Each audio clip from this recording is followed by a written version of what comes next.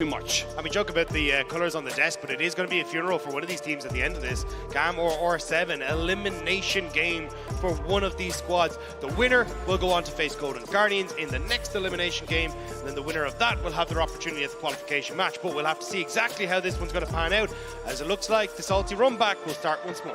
I mean, they're going for it again.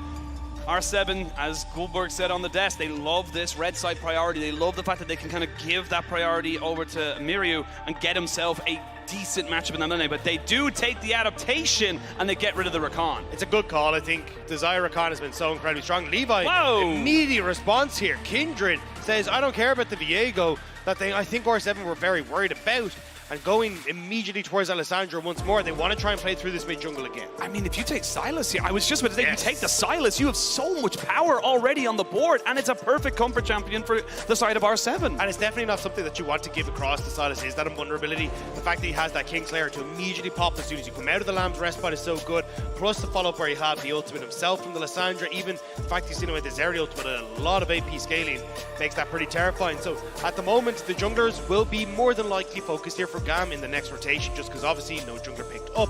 But it is a question mark then of what does Audi feel comfortable in bringing to the table. This guy's had a lot of different junglers over the course of this year, so I'm not going to be surprised to see him try and flex his muscles a little bit here. It should be fine, but actually GAM's not even going to go towards the jungle. They're more concerned about the Xante in the top lane. I mean, again, Bong did not have a bad game on it, was able to kind of mitigate a lot of the pressure in the laning phase, but unfortunately in game number 2 just wasn't, as you mentioned many a time, be able to kind of stop the multiple of threats that were kind of jumping onto the rest of R7. I still think though you do need to probably prioritize things like the Gragas as well, because it is something that you could put into the top lane. Bong hasn't actually played it this split, but even if you send it in towards the jungle, it's really good against the Kindred. Yeah. Throw that cask into the middle and it basically nullifies everything the Kindred wants to do. Looks like though they're going to go for the Licorice special, kind of learning from the other games that this top lane Poppy is incredibly strong. It's very, very strong. Not only that, but it's also just incredibly safe. Got good engage, able to tank up a hell of a lot, and getting that buckler off as well can give you so much extra survivability. Great against these short range AD carries too. The hops from the Kindred, the dashes from the Zeri, trying to keep those in check. It's going to be so incredibly important, and we'll have to see now exactly what the game plan is going to be. Kiaya may need to go back towards something that's a little bit more tanky, trying to provide that front line, because this is definitely a team fighting squad that you have coming out from GAM, but may not be the case. Actually going to go towards the Jax, and you need heavy engage here. Yeah. Maybe something like a Leona or something along those lines in this next rotation. Well, there's big smiles on the GAM side. They're thinking about it, but nothing locked just yet. So yeah, I mean, I completely agree with you. Right now, you're kind of getting a lot of flanks, but no one really kind of help with that big old kind of engage. They go with the Braum. It's a bit more disengaged, but like you said, if they're looking to start a fight, they're going to struggle. Yeah, I mean, yes, you got the Lissandra there who can try and start off a lot of these fights, but especially when you have so much opportunity to turn those engages around, it's very telegraphed. It gives a lot of time for R7 to try and right the ship, and especially when GAM have been doing such a good job in these team fights, it feels weird to not going to fall back into that stall and just play for that. But we'll have to see exactly what the game plan is going to be. Loud isn't playing yet, so we'll wait a little bit for that. But Gragas, we already talked about it, a big pick here. I really like Frotty. He's already played in the jungle, and it was one game, or sorry, he has an opportunity now to be a big player. Actually going to be the swap there, but either way, it still counts. Just getting that disengage, that disruption, especially for the Kindred ult, any sort of follow-up on Lissandra is going to be so good here. Well, we'll wait to see for the last few seconds before if that is going to be a Poppy in the jungle or not, but good flex here, and then you mentioned it before the Gragas' pick, just so many good ways of getting everyone who's so short-ranged away from your carries, keeping them safe. And again, Seo did a fantastic job in that game number 2 to kind of keep himself relevant, even when he was getting jumped on top of. Yeah, and this is the thing, Bong hasn't played the Gragas this split, but it's still just such a good opportunity to play it. Like, it's great into the Jax matchup, because every time the Jax tries to go in on top of you, you can either slow him when he tries to pop the counter-strike, you can hit him with the belly bop if he tries to go in with the leap, and just being able to have that disengage is going to be so crucial. So honestly, I love what R7 are bringing to the table, but the desk guys, they said, like, the mid game has been where GAM has come alive, and this is going to be a test for R7. Can they win this game with this composition against the VCS, or will GAM come back from the early defeat to now sweep the series? Yeah, not only has Bong not played it this split, Bong's not played it at all in his career. This is a first time on stage, and on the most important of games right now, the LLA have never won a best of at an international level in League of Legends. It's time to perform. It's time to put yourself forward. It is 1-1 on the scoreboard. Both these teams representing their region, London. We are jumping into game number 3. And if the other 2 games are anything to go by, it's going to be a hell of a banger. There is going to be haymakers galore in this game as we start to move past probably the 10-minute mark. It's been a bit of a slow burn in the early stages, whereas both teams kind of start to ramp up, but as soon as they're going, they do not stop. Defensive spread here once more for both sides. Neither wanted to give too much away in these early stages.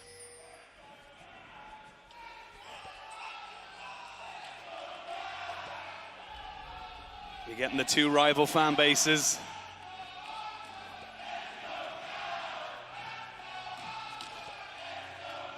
Gotta love the passion, gotta love it. And unfortunately, half that group are going to be very sad in about 40 minutes or so. So sorry to burst whoever's bubble that is, but we'll have to wait and see. It is going to be common in the top side. Phase rush actually for the Poppy into that jungle. It's kind of a very standard one for Poppy jungle. It gives you kind of your combination off. You can proc it very quickly, and then if you need to run away very quickly, you can. It's also just for the chase down potential when you get into the lane, right? You pop the three damage procs and you're able to chase people down the lane, and especially when you don't have a huge amount of follow-up after you use that initial charge. It's just nice to be able to follow on through with that rest of the damage. GAM, though, going to be starting on the spot side. Levi again. I'm very curious to see how he tries to play this Kindred, because it doesn't feel like you're going to have too much control onto this bottom side of the map. Like, the push should still be here for Lions of Sail. And even in the mid lane, yes, you'll get some push, but I feel like if Adi and Miru can set up in the same way they did in game 1 against this Lysandra, Caddy could be in trouble. Be very aware of the level 1 from the Xayah Rakan. We have seen it go very badly for the Lovers duo in the bot lane, but there's a reason for it. It is exceptionally powerful. Level 2 hit by Kati finds himself in a very familiar matchup that he saw earlier in this series, but so he's able to have a little bit of an easier time up against the Sylas this time around. The problem is, though, I feel like with the push that you have in bot lane for, say, on Lions, we can see a very similar story to game 1, where Lions is able to move up towards this mid lane, work with Adi, just trying to be a pain. That's why I like what Caddy's trying to do at the moment, which is just spot where Adi is, will ping that he's on the red, just so then he can make sure that he will be safe, and which side of the lane he needs to lean to make sure he's in no trouble. Even an early ward down and just in this bot side brush as well will make it very easy for them to spot if Lions is still in the lane, hiding in the brush, or already starting to run. I am curious if Kati saw him, though, because it was a ping coming out from R7. There wasn't a ping from GAM. So I'm curious to see if they did have the range on. I imagine they're both the same range, but you never know sometimes. As we do kind of see mid laners just kind of getting their almost full palette of abilities to kind of go for something here. And look, game 1 was very much R7 winning the early games, and then kind of mid-game was very much all over the place. GAM throwing it to them, then throwing it back to GAM, and eventually it landed back in R7's hands. They took game 1. Game 2, GAM shored up that early game. They didn't fall behind. They picked up multiple Rift Heralds. They were able to get that first dragon to stop them from scaling away. And now we're going to see what is the adaptation from R7 coming into this game number 3. How are they going to try and stop GAM from basically nullifying their good early? Put on through. Not going to be able to do too much. That's kind of the power of the Braum. I was going to say this one, it actually takes a lot more damage on the way out, but you're able to nullify a lot of the engage where you just throw up the shield, hop away to stall, but not really in a position to do so just there. Adi is on the bottom side, and Miru does have push, so maybe they can look for something with this wave on bot side, especially if that happens. Yeah, they're going to be able to get a lot more damage there on the stall. You got Adi coming in. They know that he's there, though. They're trying to put down more feathers, but they're just kind of backing themselves up. Stall is ignited. He flashes away, but Adi is around. He's been slowed down. The flash in, and the kill is secured. Oh, 7 are on the board, and now Xin doesn't really have a place to go. He's going to try and see if Miru can get on top of him, but he's just based a little bit more damage on top of them from the thing. Adi's very, very low here as Kati might look try and go for this one. We see a flash away, a Bong getting dove on the top side. He's not gone down just yet. Levi will be traded. And fights on both sides of the map, but it ends up being a 2-for-1 trade overall in favor of R7. Yeah, it's a 1-for-1 on the top side. You'll still have the TP that'll come through from Bong, so he should be relatively okay to pick up a portion of this wave. We'll still be slightly behind, but I mean, just a bit of a messy dive on the top side for GAM, whereas it was a little bit more clean for R7 on that bot side. Bong trying to get as much as he possibly can. Good trade back for him, of course. Does mean he ends up getting that kill. The kill did go over to Levi, and he gets a stack from that as well, I believe, unless he picked it up. No, he must have picked it up from the scuttle, so he didn't get a stack from the Gragas, unfortunately, there. So still sitting on the 1.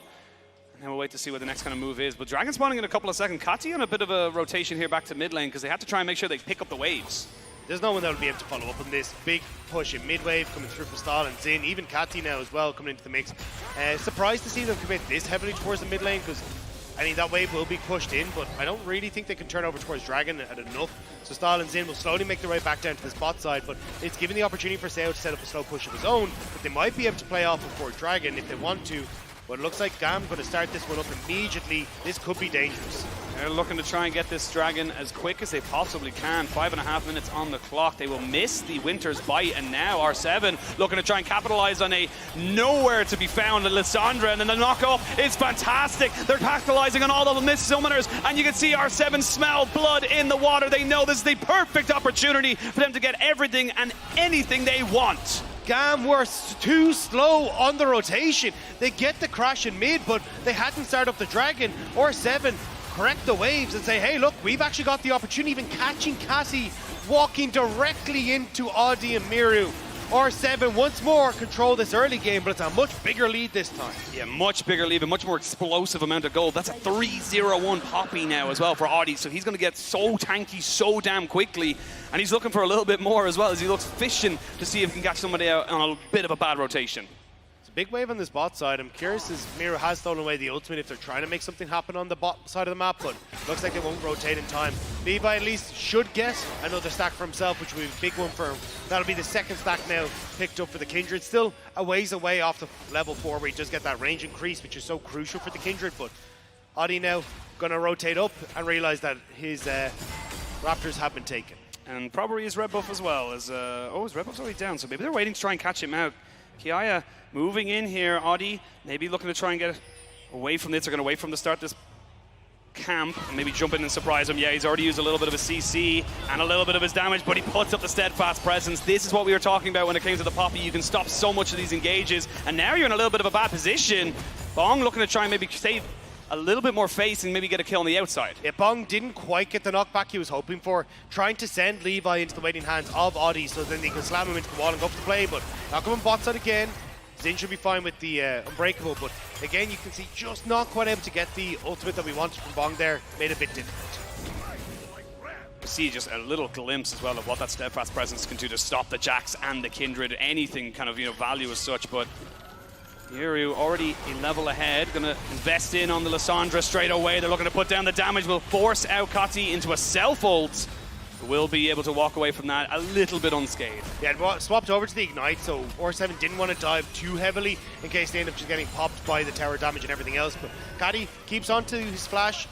Yes, the ultimate being down is going to be very nice for things like the Rift Child, but with the reset coming through, GAM are just in a better position. Bong has no mana as well, so GAM know that regardless of whatever happened in the mid lane, we're going to be fine to pick up this objective. GAM not being deterred from that first dragon kind of faux pas. Themselves back in here. Bong doesn't have any mana. I don't know why he's here, but he's here.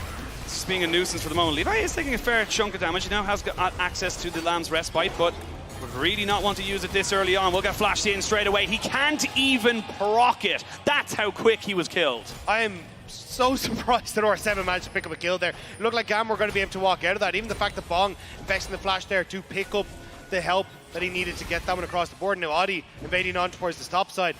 R7 controlling much more of this game than they had in the last one. Absolutely, looking very reminiscent of game number 1 where they had such an early advantage, but I think GAM's just kind of getting lost in the skirmishes as well. And I got to say, Audi has been fantastic so far in this early game. He's really just kind of being so aggressive, but it's tempered aggression. He knows he can get the kills. And again, I love the call from them, like swapping the Gragas into the top side, making sure he's a decent matchup there in the top lane, and even then Audi, like everyone on the side of GAM has something that can be interrupted, apart from Kati with the steadfast presence. So from that regard, you're in such a great position here. And yes, GAM will be able to scale. They will have some good team fighting with the double AD carries, but not really having a front line, struggling to get good engages because they're heavily reliant on Kati, just means that so much of their fallback plan that we see from GAM in the mid lane isn't quite there. You come back in and see nothing else really going to be happening. 1:30 till the next dragon spawns. There is going to be no real fights, as I say that. We are going to have Miru sealing away a Lamb's Respite, keeping himself alive, and now Levi very, very low. They will all get a bit of a heal from this. They knock up, they get another Lamb's Respite to keep this fight going. Levi will back themselves away, and that's what happens when no one dies. Yeah, Levi nearly got baited out of that ultimate, though. Nearly wanted to try and finish off Miru, who sent back the chains, but now Bong in behind. Can he get ultimate number 2? Good ward from Kati was spotted. They know he's there. They know that he's going to be looking for something there. They recognize, hey, you're not in the top wave just throwing out barrels, so We're going to be very, very defensive. I want to see R7 reset though and look for the actual dragon though. They will look for the bot lane onto stall though in the meantime. They're looking for a dive. There's the ultimate out already out of style, and they're going to be able to. Oh, it's a little bit of a mismatch, but they should be able to get the damage. No problem whatsoever, and Theo gets the kill. And Nailsin going to be able to move into the spot side. I was going to say you kind of take your win there and look for the dragon. No Lamb's Respite with such a long cooldown on that ultimate. You can always look to go for the dragon after that play and win the team fight. But now Bong going to be the counterplay for Levi after everyone went boss. Oh, Lamb's Respite, but they do have a Shelly, so they get some plate money into Kiaya, but Bong might be also on the menu here as well. They're looking to try and go on top of him. There's a good explosive cast, and he belly bops himself away as well. The flash in, Levi will secure that kill. One more tower shot, and it's a deja vu in the top side, 1 for 1. He's been killed there before. Kiaya will get a lot of damage onto this top lane turret though. This Jack's going to be a very big issue as we get to the later portion of the game, but again, Bong doing a decent job of turning these back around, getting at least one kill and making sure that Levi is punished every time he goes up there. And the thing is, it's only about a 1,500 gold lead, and that is basically onto Audi on this Poppy, but let's have a look at this one here as Bong just kind of keeps himself away from the damage. Yeah, I'm surprised that they end up trying to commit this heavily. You can see the Bong is able to get the cast just about to keep him away from Kiaya, and then Levi flashing forward here to finish off. I think there was a little bit of mistiming there where Kiaya couldn't really tank up one more, and the tower just barely able to swap over to pick up the kill on towards Levi. I will say, I think if actually Bong, it's all if, buts, and maybes, of course, but if Bong actually belly bops into the Jax, he might have been able to get 2 kills, because Jax was tanking, so, and he didn't have flash, so there's plenty to be kind of coming out of there, but R7 will come back out of the replay, and they got themselves full control around this dragon. They know that the Kindred had to be on a bit of a full reset as they died, so it's going to be second Drake for the side of R7 as the LLA continue to look for it. It's a Hex Soul as well, so very, very valuable as we get later into the game. This is where, though, I really want to see R7 actually putting presence onto the Rift Tower. We haven't seen it throughout this series. It hasn't been a big one for them, but I really want them to actually start to crack open the base. Oh, sorry, not the base, the towers that exist here for GAM. As Bong, repeat gank, ultimate go up in a second, flash now available as well. Yeah, he's got the flash, and that's not a great trade for the moment. You got no one from R7 to come up and help you here. They are just going to look for the full kind of setup as they look to try and burn him down once more. Explosive cast is good to knock back Kiaya, and he's going to be able to trade back a little bit better. Yep, that's going to be a cleaner dive from the side of GAM as they go back in towards that mid lane, almost getting down Miru. You have to give up all that pressure in the bot side though, so you don't gain that kill in the mid lane, and you do lose a tower, so not gaining the full value here, but they will get themselves a kill and a bit more gold onto that Jax. Here needs to be very, very careful. Levi now coming across. Audi doesn't realize that there's such a big numbers advantage for GAM. It's a 3v3 though for the moment, and that's not a numbers advantage anymore because you have the Keeper's Verdict. There's a Lamb's Respite to keep everybody alive. A flash forward from Sin to try and do a little bit of disruption, but they're getting themselves all the damage they need. Lions is the one who gets exhausted, and that's not what you need. Goes in with the knock-up. They're looking to make this one a little bit more favorable for the side of Rainbow 7, but it's just not quite got the damage. Seo has to go towards that top lane to cover for this Jax, who was continually putting down the pressure. The fact that they managed to turn that around though, Miru should be able to pick up a plate off this as well as the Levi has to go around, and Seo got the kill onto Kiaya. I was about to say this game is turning into Jax versus Zaya, and Zaya strikes first. I mean, Zaya just goes and sucker punches him right in the face right there, but Seo 2-0 and 3 really starting to come into his own, and 20 CS up as well to boot. And that's the thing, all of GAM's resources are invested into Kiaya. A lot of the resources from R7 are on towards Seo, the 2 kills on towards the Zaya, the plates on the bot side as well. And if you're already able to pick up that extra kill onto the Jax, it's definitely going to help you out in securing what are going to be the team fight advantages. Even here, Rift Herald now up and available. Kiaya just going to have to TP in. Well, let's have a look at this one here. He's so low, and he just knows he's there, so he's able to get it with the Gale Force and the flash. Yeah, got window shopping a little bit.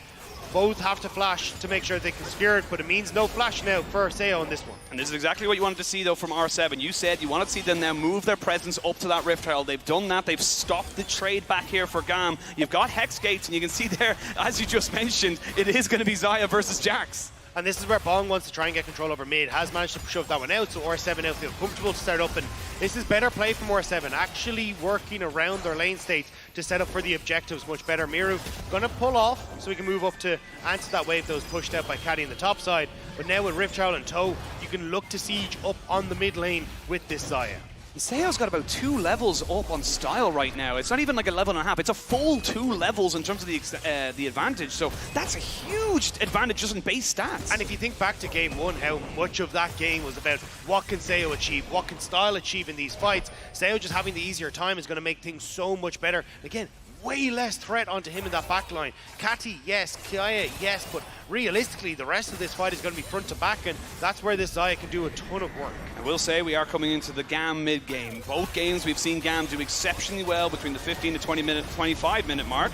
It's going to be a stolen Glacial Fissure just to secure themselves that mid lane tier 1. A huge amount of that GAM mid-game has been those Rift Heralds. So the second Rift Herald going their way. Every game so far in the series, apart from this one, they've been able to siege up. They've been able to control the pace of the game and make sure that R7 have to come and try and deal with this. And it's kind of given them that advantage when it comes towards things like the dragons and that, where they're getting positional advantages. Now though, with a minute until Dragon, and with R7 having that push, they're the ones that are resetting first. They should be able to get way more control, and even just look at the difference that we've had as well. Like, so much more vision has already been established all across the map here for R7. They're well set up in advance for this Dragon. They really want to make sure that they are going into this next stage. Get a bit of a calm before the storm. GAM will have plenty to their disposal. They've got a stopwatch there onto Kati. This Jax is very, very big. I will say, though, you're still waiting on a couple of those Rod of Ages stacks, well, a lot of those Rod of Ages stacks to really come in. So for R7, if they don't want to fight around this Dragon, they don't have to. I don't think they want to take that advice. I think they're very, very willing to fight around any and all objectives. I think Seo in particular has been feeling fantastic. I will say he did flash in that top lane for that kill, so he will not have it for the immediate future. So hold my breath and we wait to see if anyone kind of go for anything, but no, they're just going to back themselves away. TP coming in here from Kati to bring himself in line with the rest of his team. But look how dark it is. You can see there from the observers. R7 have done a great job of controlling this area. GAM now trying to re-establish themselves, but have to be so careful. That Ice Cloud down actually means that GAM don't have a huge amount of engage tools, but R7 ceding a lot of control here. Bong not in a position to play the front line, and they've separated across the map. Yeah, they did not feel comfortable just going in as a 3 as GAM bring them in. We go to 5v5. Dragon started. There's no real vision for the moment on GAM to see whether this Dragon is going down. They will just burn this one as quick as you like. They've already used the feathers a little bit, so there's going to be a little bit one on the Peeper's verdict is absolutely beautiful. They don't finish off the Dragon. They go for the fight instead because they know it's a 3v5 for the moment. They need to finish off this objective. R7 are caught between a rock and a hard place. They don't know what to do. They're just being indecisive. And now GAM can come back in on top of this. GAM can get away with the biggest highway robbery you've ever seen. Seo gets jumped on, trying to flash away, but the Lamb's Respite should keep him alive for the moment. A little bit of CC with the concussive blows, and R7, you had everything. He gets the Dragon. How is he allowed to do that? Audi keeps it just going a little bit, but GAM have been given a huge lifeline. It's the team fights again going the way of GAM. R7 all over the place in that fight. They tried to turn, but the Xin ultimate, the fact that you got that Glacial Fissure is so good in slowing the engage, and GAM managed to turn it around. Yes, they lose the Dragon, it's not ideal, but they get the gold that they need. Got 2 kills, soul point to R7. This game is as close as it could possibly be, but I mean, that was so, like, R7 just had to finish the Dragon. You had done all the hard work, and then they just panicked. I mean, it's just, oh, actually, this is going to be GAM trying to go for one more here. Audi sees him, though, and they're going to try and jump onto Audi as well. They're going to see if they can get on top of him. He will go straight away, though. He's very, very tanky. They're going to try 3v2, but now it's not a 3v2, it's a 3v3. TP coming in as well. R7 are ready for round number 2 as they look to try and finish off these kills. Double kill coming in for Miru, and they'll finish off the Jax as well.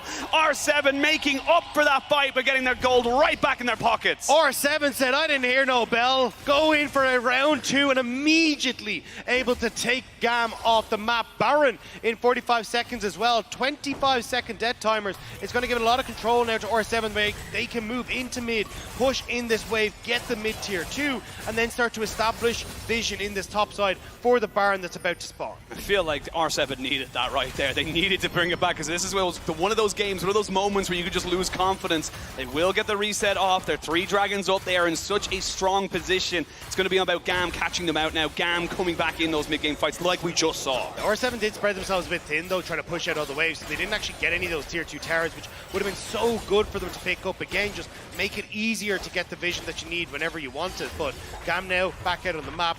They're the ones that are actually making sure they keep vision in this river area. And Seo, who's starting to push in, but Bong This is where, again, you're kind of seeing R7, like, they are finding these opportunities to turn around, but it's when they get the chance to actually put the foot on the accelerator, they're not quite able to do that. And look, you know, a win here is fantastic for either of these teams, but you got to go up against Golden Guardians, who, for lack of a better term, kind of stomped GAM in that first series. So, like, you're kind of looking at this and saying, like, look, do you get a rematch of that one? What do you do differently? Because it just feels like for both these teams, they are fighting tooth and nail, but the journey's not over. This is just step one of many. Especially when you can see how good Golden Guardians were at slowing down the pace of the game, finding opportunities to come back against BLG. Both these squads have kind of shown that they do have weaknesses when it comes to their mid-game and have that opportunity to let teams like that slip back in. So we'll have to see, though, what they can try and manage here. R7 now starting to push in topside. You got Miru's answering in the bot lane. It's just a case of, like, Seo now needs to push out mid, and again, waves a little bit separated, which are giving GAM a potential opportunity to sneak in onto this bot side, get vision, and maybe even look for a dive on Miru. Thinking about it for the moment, Miru just kind of cleaning up the wave that was tracked in on them. They know that Levi was clearing off that ward around the blue buff, so they recognize there's probably about 5 people of GAM in this bottom side of the jungle, and you can see R7 respecting that and saying, look, there is no dragon for 2 minutes. We can go right back up towards this Baron, and we can start it. They know that there's vision on it, so they know that GAM know they've started it. Yeah, we'll just back away immediately. Means that Kiaya is happy to just tank up this turn in the bot lane and go for as much as he wants. Is he? Yeah. Is he happy tanking it? Because now we're going to see a little bit of a split right now. 4v4 in the mid lane, 1v1 in the bot side. Everyone's kind of backing away. GAM not really getting themselves a huge amount, but see what way they want to try and work this one out and try and put this pressure around this Baron. It's going to be GAM just kind of walking in blind. They need to try and figure this one out to how they enter safely. I think that's the big question as well. There isn't really an easy answer. You see R7, again, Sale needs to try and step up in this mid lane to be able to push out these waves, start to lean that pressure in towards the top side, but you're not really being given an opportunity to do that because you can see Lions actually in by Audi as he's clearing out the Raptors. Bong had gone for an early reset, so they're only now coming back out of the map, but it's again very desynced. So GAM starting to put that pressure forward, getting that vision that they need, and it's all coming down to once more this next dragon fight. Big dragon in 40 seconds as well. We're going to have a quick look down the aisle and see that there is still a stopwatch for Kati. Has the ghost in the spell book at the moment, so we're relying very much on Xin on that exhaust. It's going to be full palette of summoners once Levi gets his flashback in a couple of seconds, and I imagine the Poppy will be just the same as well. But it's going to be how you're going to go for it. Big to note as well. Stopwatch on the Silas, stopwatch on the Xayah. They can delay if they do get caught. R7 still trying to get the priority in this mid lane. You can see Bong is pushed out bot, which is letting him roam up into this mid lane. So GAM know that there's going to be a big wave that's about to crash in on this bottom side as R7 once more just grouping. Got to see if Bong, can he find this big ultimate? 5v5, let's make it an ARAM. Look to try and go for this one here. They won't go in, but they do get the Poppy Copter going. Should be able to let that one reset and get himself a much more reduced cooldown. So for the moment, everyone just posturing, but much like the same last few Dragon fights, it's very, very dark going in around that Dragon pit. But this is the thing, R7 are not committing to GAM as they're coming in, so they're getting more vision, they're getting to the Dragon, and R7 aren't willing to pull the trigger, so all that vision is for nothing. It's for nothing, and we're getting a little bit of poke damage down. Dragon down to 7,000 HP. They're going to try and maybe flip this one back. We know how good Levi can be with these steals. They're going to jump in. KIL looking to try and get on top of the Xayah, but a good keeper's verdict keeps the Kindred away, which means there's no respite for you. Style has the flash over the side. He jumps back in. Levi with the steal keeps GAM in this, but can they survive the fight afterwards? That's the question. The Lamb's respite will be just that, a respite before he falls down. And now Miru looking for Style, see if he can do it, but the concussive blows are too damn strong, and the rest of the GAM will get themselves out alive. They gain the Dragon, they lose 2. Levi gets the steal, but R7 get the fight, and they should get the Baron as well. They can clear out this wave in mid and immediately turn over towards that objective. I need to see that one again, because I thought Levi was with them, but the angle he came in at, he was so late to that fight. Got Poppy ulted. He got keeper verdict all the way out of that fight and had to come back right into it. But Baron should be secured now by the side of R7, so they delay themselves the soul, but they still come out with a huge advantage. Yeah, I mean, a Dragon for the team fight win and a Baron, you'll take that every day of the week, so we just get to see it here. So I was waiting for a lot of Lions to kind of like reposition off the side to try and take this fight, especially as GAM tried to take the entrance. But you can see there, as you rightly pointed out, Oshin, Levi completely taken out of the equation, means that they can take the team fight. But I think that's the point here, is that R7 should have turned for the team fight, but a split call. Seo is fighting against Cassie. You got Miru who's trying to fight off the opposite side, and they're not actually committing to DPSing down the Dragon. So Levi just able to get back and steal that one away. He lands that abduct there. I think Miru picks up style as well. So Yep. very, very unfortunate for that one there, Rainbow Seven. Definitely feeling like they came out the victors, but they would have loved that soul, that smite steal, so pivotal for the GAM to give themselves, again, another few minutes of just being in this series, being in this tournament. Remember, if they lose, they're gone.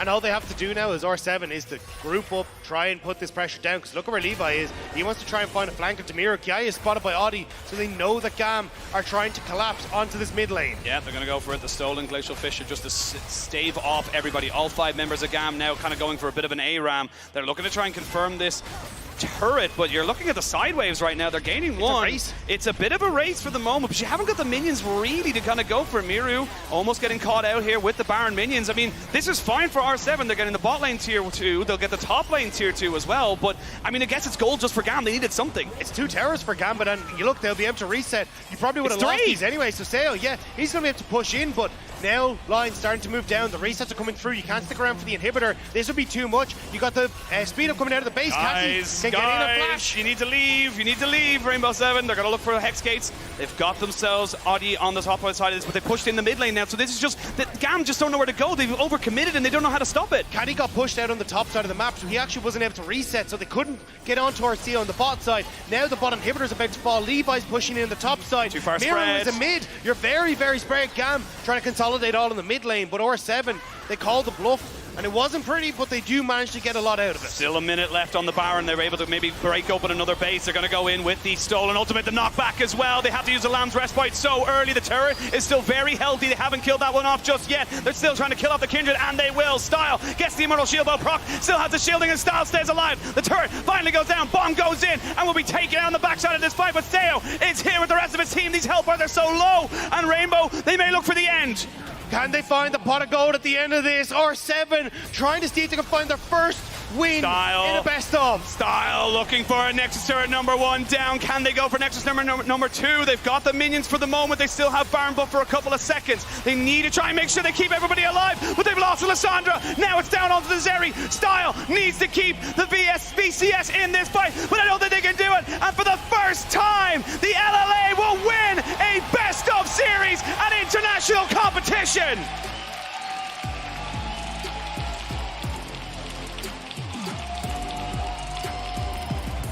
It was a hard-fought battle. It took everything to claw themselves tooth and nail across the finish line, but they do stand victorious at the end of it. LLA has taken one step forward into